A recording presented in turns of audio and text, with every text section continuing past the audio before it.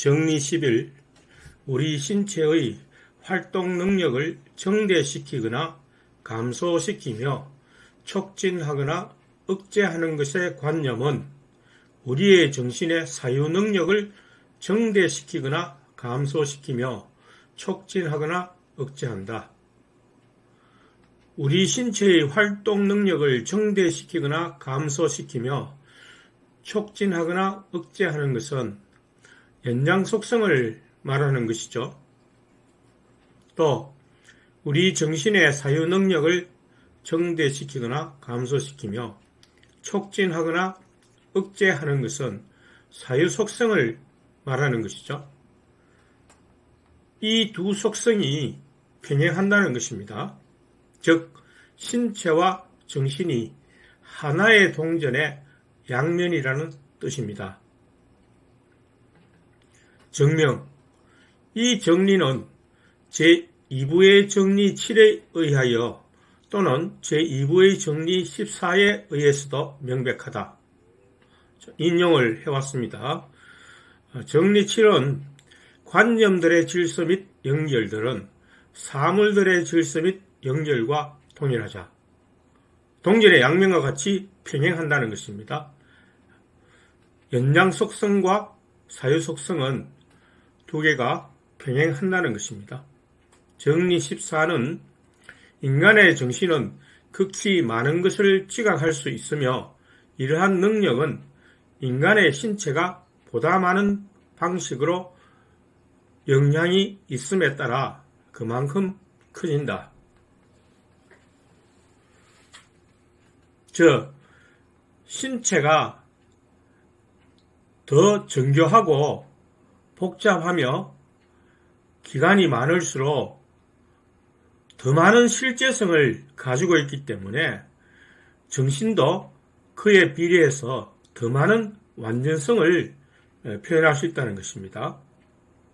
예를 들면 폰이라는 우리 70년대의 자동차와 그랜저라는 2000년 가까이 와서 이루어진 신형 그 자동차를 우리가 비교해 볼 것 같으면 포니보다 그랜저가 훨씬 더 그 기관이나 장치가 많고 정교하죠.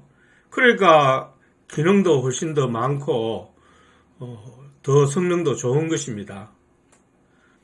포유류와 인간을 비교해 보더라도 뭐 인간도 포유류에 속하긴 하지만 포유류의 다른 동물과 비교해 볼 때 인간은 더 훨씬 더 신체가 정교하고 복잡하며 더 많은 뇌세포를 가지고 있습니다.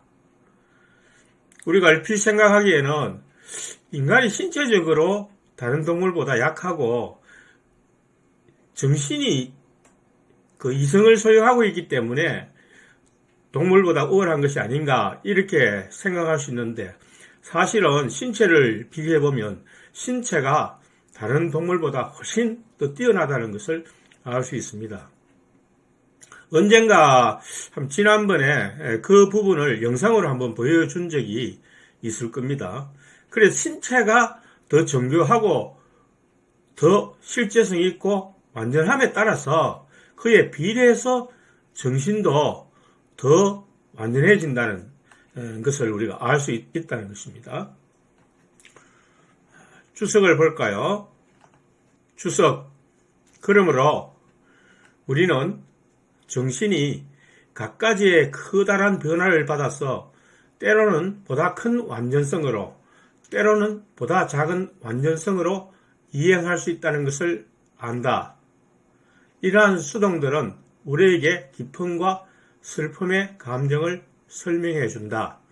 그러니까 우리의 생각이나 정신이 어떻게 해서 기쁨과 슬픔이 발생하는지 그것을 신체와 정신의 기능으로 설명하고 있습니다. 먼저는 신체가 외부 사물의 접촉으로 인해서 관념이 형성되고 그 관념이 보다 큰 완전성으로 이행이 될 때는 이행된다는 것은 이렇게 움직여서 바뀐다는 거죠. 바뀐다는 것은 바로 우리에게 기쁨을 가져다 주는 것이고, 더 낮은 단계로 더 불완전한 쪽으로 이행된다는 것은 우리에게 슬픔을 가져다 주는 것을 설명해 주고 있습니다. 그래서 이 수동들이라는 표현은 이 감정이 수동적으로 발생하기 때문입니다. 그에 비해서 우리가 개념은 능동적으로 발생한다고 할 수 있죠. 그래서 스피노자는 그 점을 분명히 하고 있습니다. 그 100년 뒤에 이 칸트는 이 부분을 어떻게 설명했습니까? 칸트는 인상의 수동성, 개념의 자발성 이렇게 표현했죠. 그러니까 개념, 우리 지성은 들어온 직관을 갖다가 능동적으로 해석하고 분석하는 데 비해서 감각은 수동적으로 외부 사물이 우리에게 직관을 형성한다는 거죠. 수동이라는 표현은 그런 표현입니다. 자, 그러므로 나는 이하에서 기품을 보다 큰 완전성으로 이행하는 수동. 자, 기품을 정의하고 있죠. 기품은 무엇입니까? 우리의 신체가 보다 더 완전한 관념으로 이행해 가는 과정, 그것으로 정의를 하고 있습니다. 또 슬픔은 그 반대죠. 정신이 보다 작은 완전성으로 이행해 가는 수동으로 이해할 것이다. 정신과 신체에 동시에 관계되어 있는 기품의 감정을 나는 쾌감 또는 유쾌라 부르고, 그 다음 그러한 슬픔의 감정을 고통 또는 우울이라고 부른다. 자, 네 가지 감정이 나오는데, 기품을 쾌감과 유쾌로 이렇게 분류를 하고 있고, 슬픔을 고통과 우울로 분류를 하고 있죠. 자, 이것이 어떻게 다른가 밑에서 설명을 하고 있습니다. 쾌감과 고통은 신체의 부분적인 변화이고, 유쾌, 상쾌라고도 표현을 하죠. 오늘 굉장히 기분이 상쾌하다 이렇게 말할 때 그 상쾌함, 그 유쾌함은, 그리고 우울은 신체 전체의 변화이다. 그러니까 신체가 부분적으로 좀 완전함으로 더 나은 단계로 이렇게 변화하면 쾌감이 온다는 겁니다. 그럼 예를 들어 가지고 우리가 맛있는 음식을 이렇게 먹으면 그 미각에서 기쁨을 느끼게 되죠. 그래서 거기에 어떤 맛의 쾌감을 느낀다는 것입니다. 그러니까 이게 부분적인 거죠. 미각만 그런 거니까. 또 바늘로 손바닥을 이렇게 찌르면 아프죠. 그러니까 고통은 부분적인 슬픔이라는 것입니다. 그에 비해서 여기에 나오는 상쾌 또는 유쾌라고 번역이 되는데, 이 유쾌함과 우울함은 전체 신체가 변하는 것을 그렇게 묘사하고 있습니다. 그러니까 오늘 내가 우울하거나 또는 유쾌하다 하면 나의 전반적인 신체가 그렇게 된다는 것이지, 부분적으로 어떤 부분만, 손바닥만 기분이 좋다, 또 냄새만 좋은 것이 온다, 이런 것은 어떤 쾌감이라고 우리가 표현을 할 수 있죠. 좋은 냄새가 이렇게 맡을 때, 되게 기분이 좋은데, 이렇게 하면 그 쾌감입니다. 그죠? 이처럼 이제 전체와 부분을 우리가 분리를 해서 생각을 할 수 있습니다.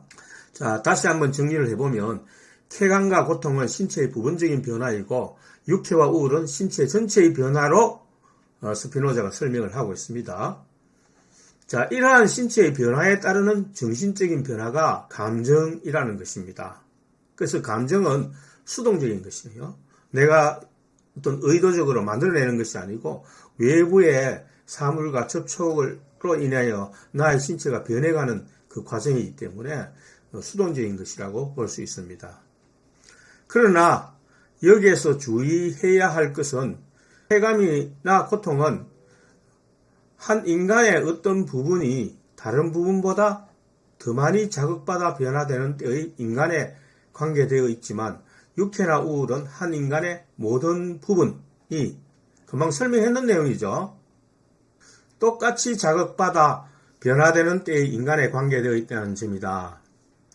다음으로 욕망이 무엇인지에 대해 나는 정리구의 주석에서 설명했다. 자, 지금 설명한 것은 쾌감과 고통, 그리고 유쾌와 우울을 설명했습니다. 그 두 가지는 기쁨과 슬픔으로부터 발생되는 것이라고 분류를 해서 설명을 했죠.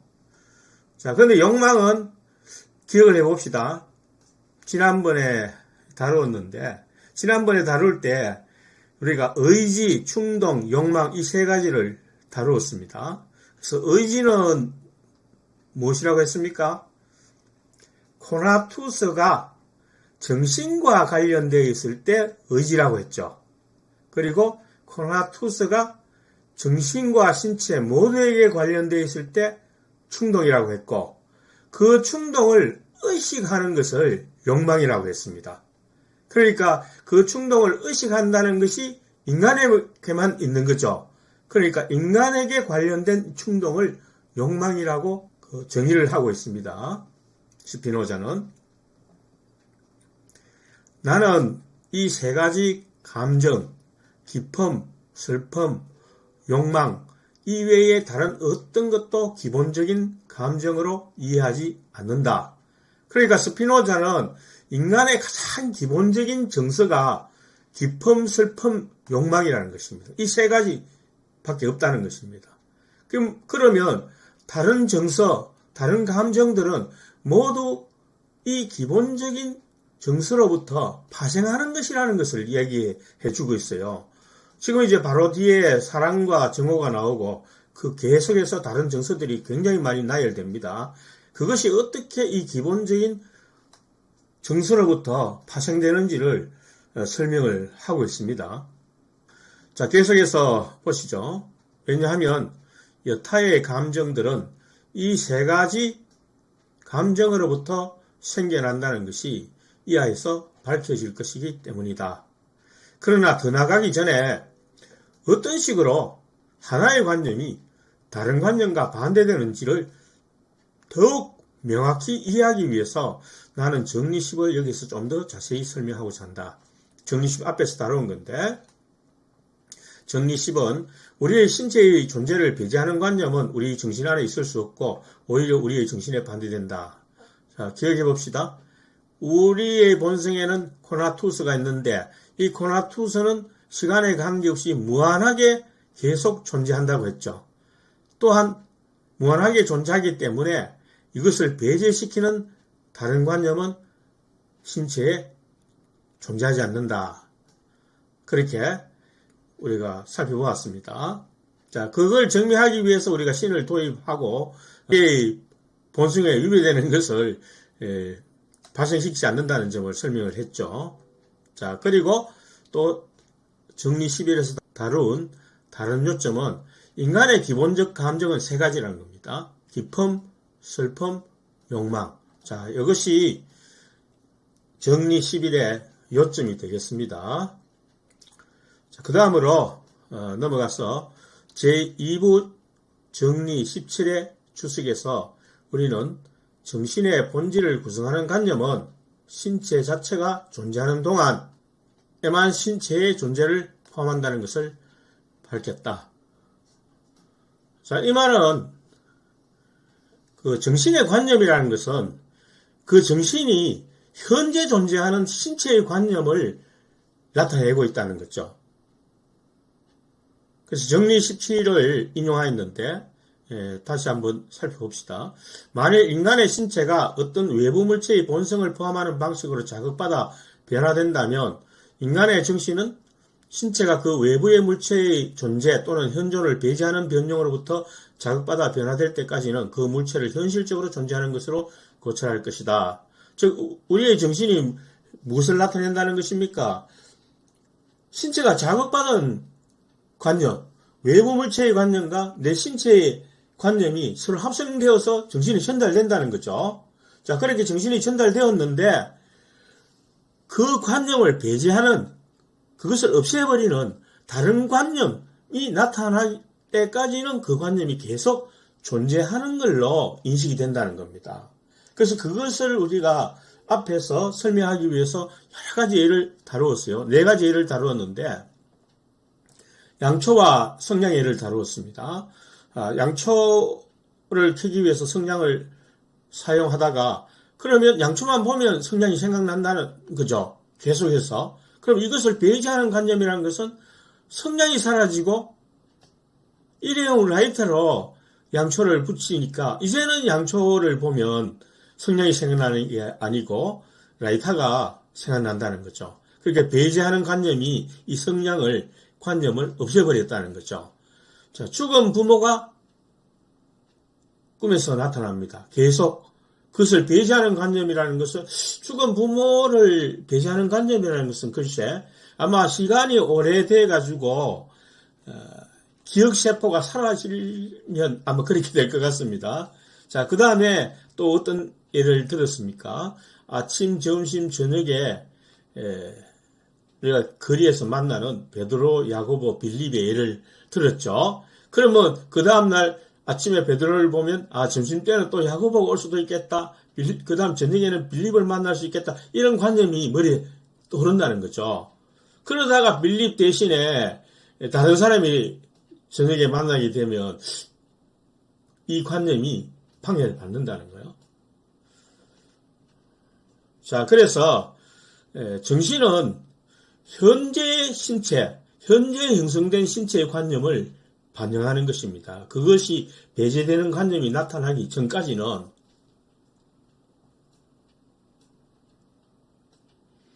자, 다음으로 제2부 정리 8의 계획 및 그것의 주석으로부터 우리의 정신의 현재적 존재는 정신이 신체의 현실적 존재를 포함하는 것에만 의존한다는 결론이 나온다. 앞에 설명한 그대로입니다. 현실적 존재, 현실적 신체와 그 외부의 물체가 합성된 그 관념, 신체에 맺힌 관념, 그것이 정신에 전달되어서 우리 정신에 그 관념을 형성한다는 거죠. 인용된 정리를 살펴봅시다. 제2부 정리 8의 계가 인용되었는데 각 사물의 존재 및 지속은 신의 관념에 예속된다. 그 다음에 제2부 정리 8의 주석은 원에서 지름을 빗변으로 하는 두 선분이 만나는 각은 직각이며 이것은 원 아니면 불가능하다. 이 두 개는 직접적으로 관련은 없지만 모든 사물의 존재와 그 지속성이 신에 의존한 신의 관념에 예속되어 있다는 것입니다. 그래서 그 원의 예를 들어 가지고 원을 신이라고 봤을 때 지름을 빗변을 하는 두 선분이 만나는 점을 원주상에 잡았을 때 그 각들이 모두 공통적으로 직각이 된다는 것을 우리가 살펴봤죠. 그것처럼 우리 정신의 현재적 존재는 우리 정신에 맺힌 표상이나 여러 가지 생각들, 관념들은 신체를 반영한다는 것입니다.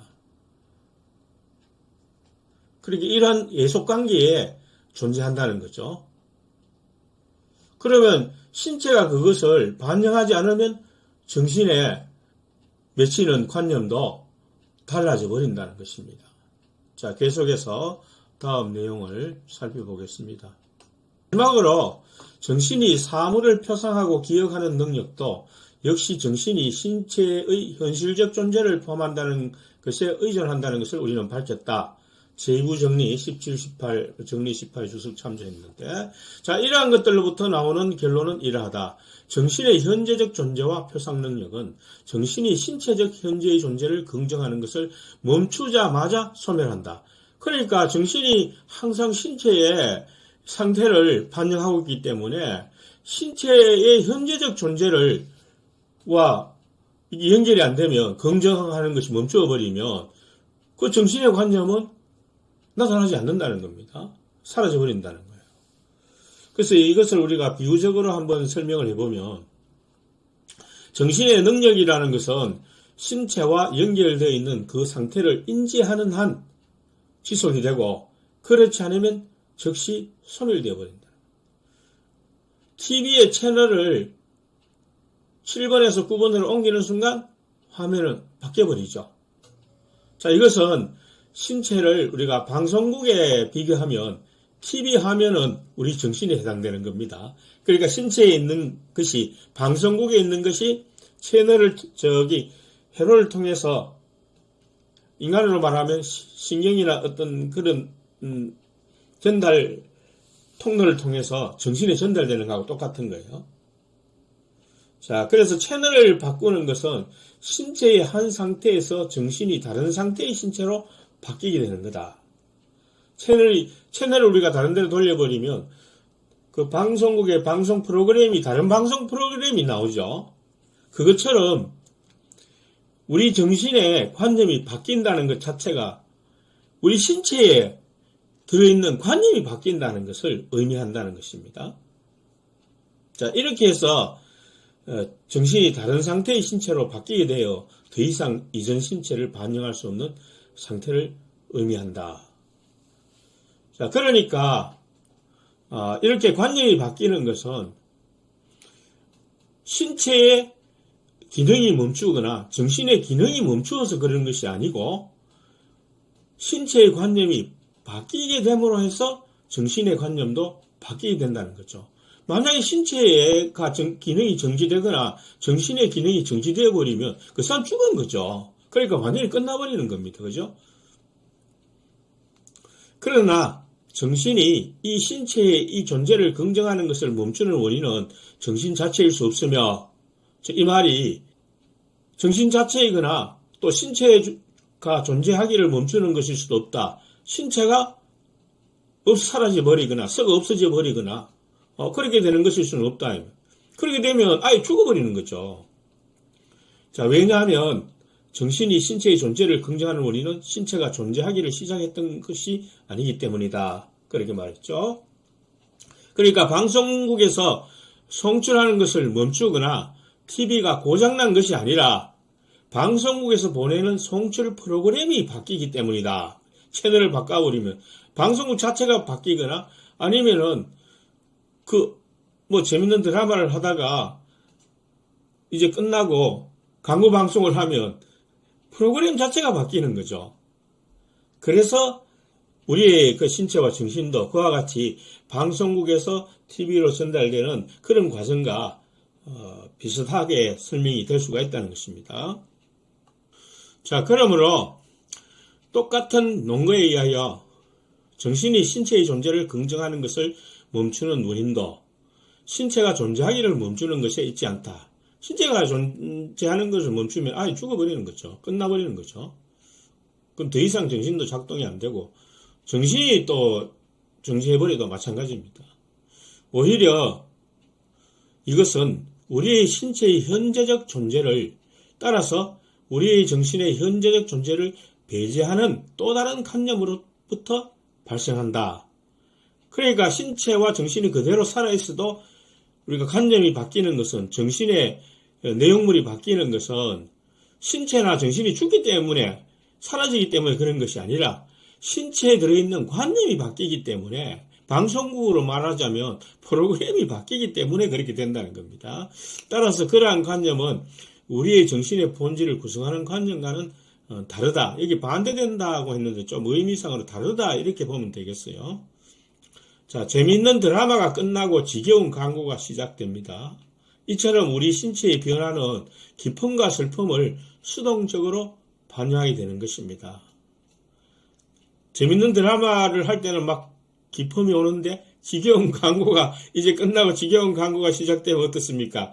아유, 끝났다, 또 지겨운 광고 하네 하면서 이제 기쁨이 슬픔으로 바뀌는 것입니다. 자, 요점을 정리해보면 정신은 현재의 신체를 반영한다는 겁니다.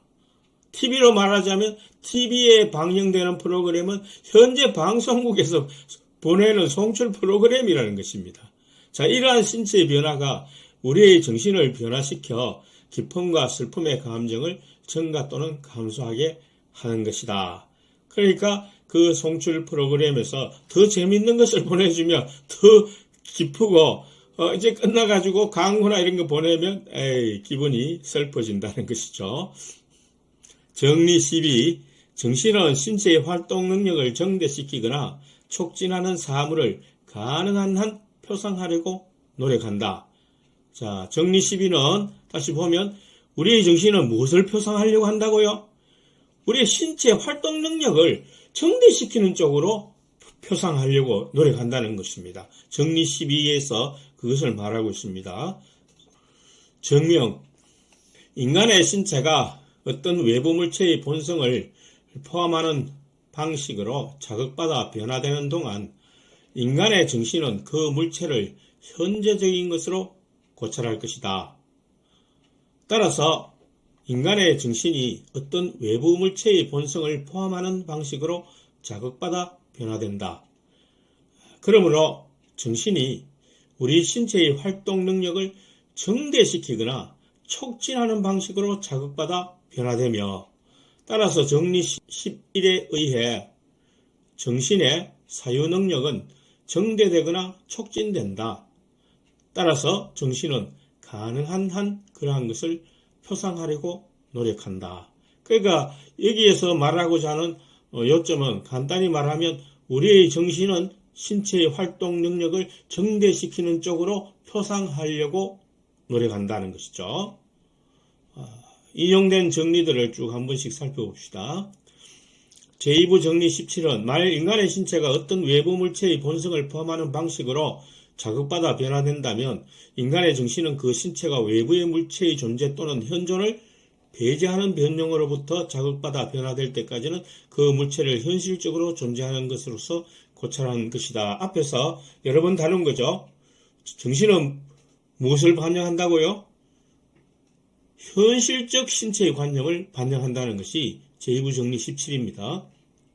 자, 그 다음 제2부 정리 7은 관념들의 질서 및 연결을 사물들의 질서 및 연결과 동일하다. 자, 이것은 평행론이죠. 연장 속성과 사유 속성이 평행한다는 것. 그 다음 요청 1은 인간의 신체는 활동 능력이 증대되거나 또는 감소되는 방식으로 또는 자체의 활동 능력이 증대시키지도 감소시키지도 않는 다른 방식으로 자극받아 변화될 수 있는 것도 많이 있다. 그러니까 인간의 신체는 증대나 감소가 되는 방식으로 될 수도 있고 또 그냥 자체적으로 그냥 유지되는 방식으로도 자극받아 변화가 될 수 있다는 겁니다. 그 여러 가지 방식으로 변화가 된다는 것을 얘기하는 것입니다. 요청 1은 정리 6, 각각의 사물은 코나투스가 존재한다. 자, 이것은 이제 충분히 인식이 되죠. 정리 9는 정신은 자기의 노력을 의식하고 있다. 그러니까 앞에서는 쭉 이제 관련된 내용을 설명했지만 핵심 부분은 마지막 두 개 부분입니다. 각각의 사물, 모든 사물에 코나투스가 존재하고 있고 또 인간의 정신은 그 코나투스를 의식하고 있기 때문에 결국은 자기의 신체의 능력을 의식하고 있는 상태이기 때문에 증가시키려고 노력한다는 거죠. 자기의 본성을 발전시키려는 코나투스가 있고 또 그것을 우리가 의식하기 때문에 우리 신체의 활동 능력을 증가시켜주는 사물을 생각하게 된다는 것입니다. 예를 들면 이제 선거가 가까이 다가왔는데 자, 이번 선거에서 각 당의 공천을 받아서 금배지를 따야지 하는 표상을 우리 정신에 떠올리게 되죠. 그 공천 신청을 한 사람이라면 자, 그것은 바로 자기의 정치적인 활동 능력을 증가시키려는 생각 때문에 그렇게 한다는 것입니다. 그래서 그것이 우리가 앞에서 다룬 정리면에서 살펴보면 각 사람은 코나투스가 존재하고 또 사람은 자기의 정신이 그 코나투스를 의식하고 있기 때문에 자기의 신체 활동 능력을 증가시켜주는 사물을 표상하려고 하게 된다는 것입니다. 그래서 이게 선거에서 국회의원 같은 경우는 그 자기 신체 활동 능력이 증가하게 되죠. 정치적 능력이 증가하게 되잖아요.